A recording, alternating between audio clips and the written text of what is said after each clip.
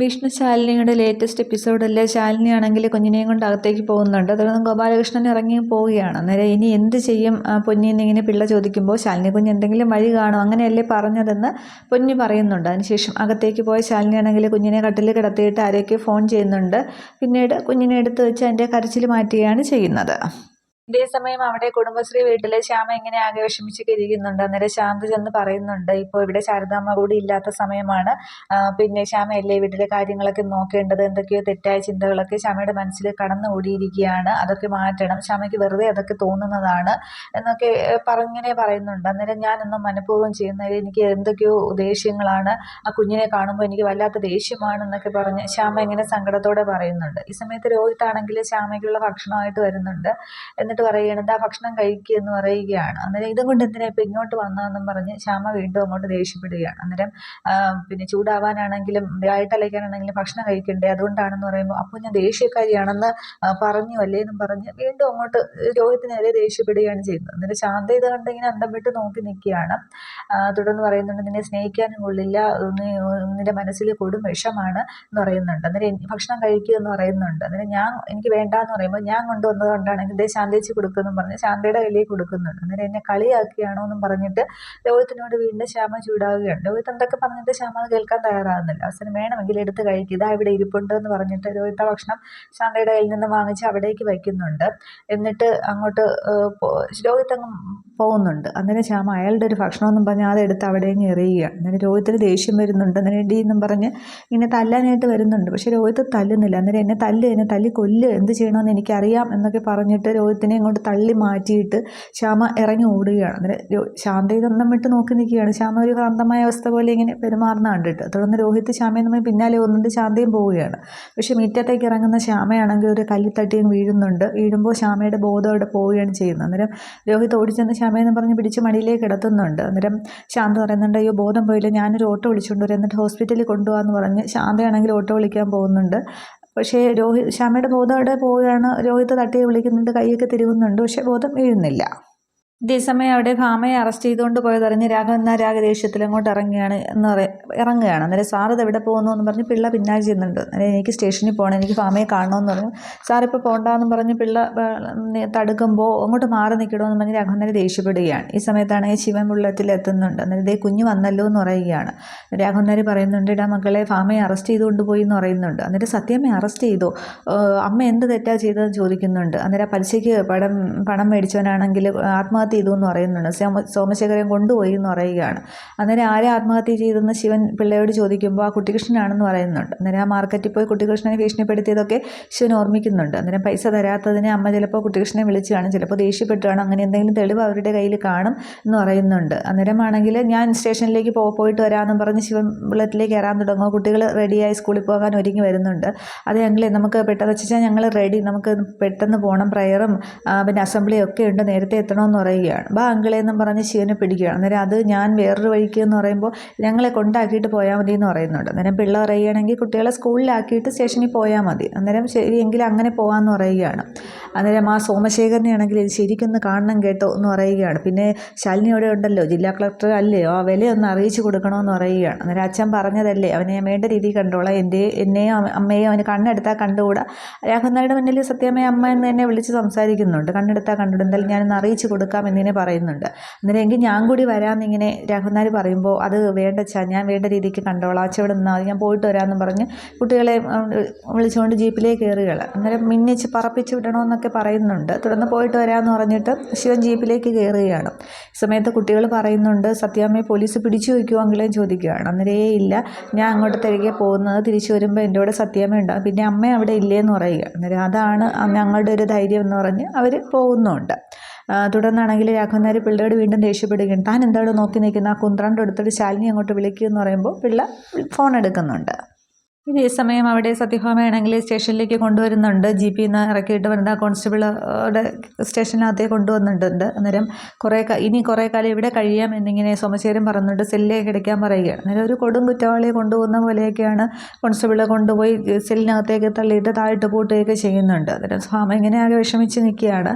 ഈ സമയത്ത് ശാലിനി ആണെങ്കിൽ അവിടേക്ക് വരുന്നുണ്ട്. എന്നിട്ട് ശാലിനി ഇങ്ങനെ സോമശേഖരൻ്റെ അടുത്തേക്ക് വന്നിട്ട് പിന്നെ സത്യഭാമ ഇങ്ങനെ നോക്കുകയാണ്. അന്നേരം ഭാമ ഇങ്ങനെ വിഷമിച്ചവിടെ നിൽക്കുന്ന കണ്ടിട്ട് ശാലിനി, സത്യാമ്മ എന്ന് വിളിച്ച് അടുത്തേക്കൊക്കെ ചെല്ലുന്നുണ്ട്. എന്നിട്ട് കയ്യിലൊന്ന് പിടിക്കുകയാണ്. എന്നിട്ട് വീണ്ടും സോമശേഖരൻ്റെ അടുത്തേക്ക് വരുന്നുണ്ട്. എനിക്ക് സത്യാമ്മയെ സ്റ്റേഷൻ ജാമ്യത്തിൽ കൊണ്ടുപോകാൻ പറ്റുമല്ലോ എന്ന് ചോദിക്കുകയാണ്. അന്നേരം അതിന് ബുദ്ധിമുട്ടാണ് മാഡം, ഒന്നാമത് സത്യഭാമ നടത്തുന്ന സ്ഥാപനത്തിന് ലൈസൻസ് ഇല്ല. അപ്പോൾ ഇത്രയും നാളും ജനങ്ങളെ വഞ്ചിക്കുകയായിരുന്നു.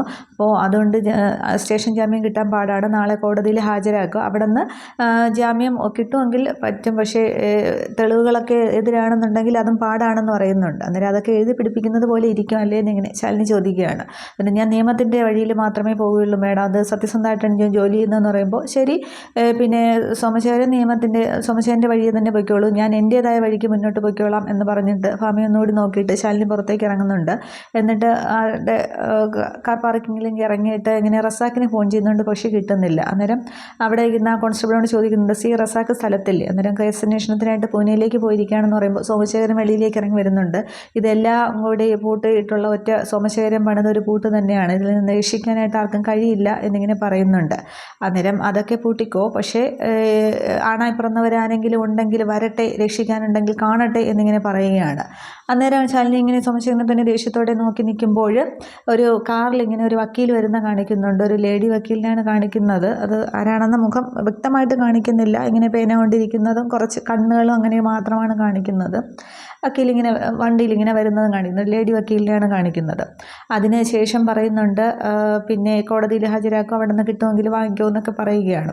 അന്നേരം ശാലിനി കുറേ അങ്ങോട്ടും ഇങ്ങോട്ടുമൊക്കെ വെല്ലുവിളി നടത്തുന്നുണ്ട്, സോമശേഖരനോട് പറയുന്നുണ്ട്. അതിനുശേഷം സോമശേഖരന് ഒരു ഫോൺ വരികയാണ്. അന്നേരം മോളിൽ നിന്നുള്ള അർജൻറ്റ് കോളാണ് എന്ന് പറഞ്ഞുകൊണ്ട് സോമശേഖരനാണെങ്കിൽ അങ്ങ് അകത്തേക്ക് പോവുകയാണ് ചെയ്യുന്നത്. അതിനുശേഷമാണെങ്കിൽ ശാലിനി എന്തോ ഫോണിൽ സംസാരിച്ചതിന് ശേഷമാണെങ്കിൽ ശാലിനി അവിടെ തന്നെ നിൽക്കുമ്പോൾ അനുപല്ലവി ഫോൺ ചെയ്യുന്നുണ്ട്. എന്നിട്ട് പറയുകയാണ്, ആശ്രമത്തിൽ നിന്ന് ജഗദീപ് വിളിച്ചിരുന്നു, സുസ്മിതയുടെ ആ ഒരു നീക്കം കൊണ്ടാണ് സത്യാമ്മയെ അറസ്റ്റ് ചെയ്തത്, എല്ലാം പ്ലാൻ ചെയ്യുന്ന അവരാണ്, സുസ്മിതയുടെ ചരട് വലിക്കുന്നത് സോമശേഖരനാണ് എന്നിങ്ങനെ പറയുമ്പോൾ ശാലിനിക്ക് സംഭവം റൂട്ട് ക്ലിയർ ആവുന്നുണ്ട്. ശാലിനി ഇങ്ങനെ സ്റ്റേഷനകത്തേക്ക് വീണ്ടും കയറി വരുമ്പോൾ അവിടെ സോമശേഖരൻ സുസ്മിതയുടെ ഫോണിൽ വീഡിയോ കോളിൽ സംസാരിച്ചുകൊണ്ടിരിക്കുകയാണ്.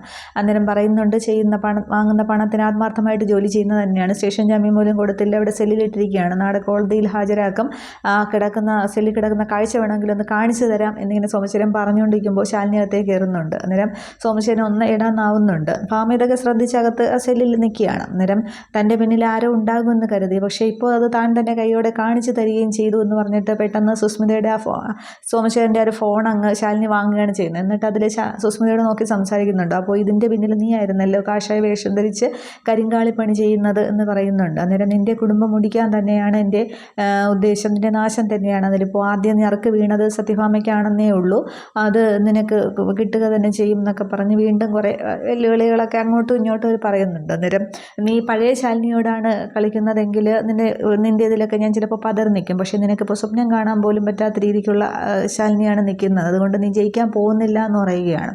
അന്നേരം പിന്നെ നിങ്ങളുടെ എല്ലാവരുടെയും പട്ടട തന്നെയാണ് എൻ്റെ ഉദ്ദേശം, നിൻ്റെ സർവ്വനാശമാണ് എൻ്റെ ലക്ഷ്യം എന്ന് പറയുമ്പോൾ നിൻ്റെ നാവ് തന്നെയാണ് എന്നെ ജയിപ്പിക്കുന്നത്, പക്ഷേ നിന്നെ ജീവിപ്പിക്കുന്നത് പക്ഷേ ഞാൻ ഒരുപാട് പേരുടെ പ്രാർത്ഥനയിൽ കൂടിയാണ് ജീവിക്കുന്നത്, അതുകൊണ്ട് ഇതിനൊക്കെ സർവ്വനാശമായിരിക്കും എന്നൊക്കെ പറഞ്ഞ് അങ്ങോട്ടും ഇങ്ങോട്ടും കുറേ അവർ വെല്ലുവിളികളും ഡയലോഗും ഒക്കെ നടത്തുന്നുണ്ട്. അന്നേരം എങ്കിൽ കാണാം എന്നിങ്ങനെ പറയുന്നുണ്ട്. അന്നേരം ഇത് നിനക്ക് ആയുസ്സുണ്ടെങ്കിൽ കാണാം എന്നിങ്ങനെ ശാലിനി അവസാനം പറയുന്നുണ്ട്. സുസ്മിതയ്ക്ക് അങ്ങോട്ട് തീരെ ഇഷ്ടപ്പെടുന്നില്ല.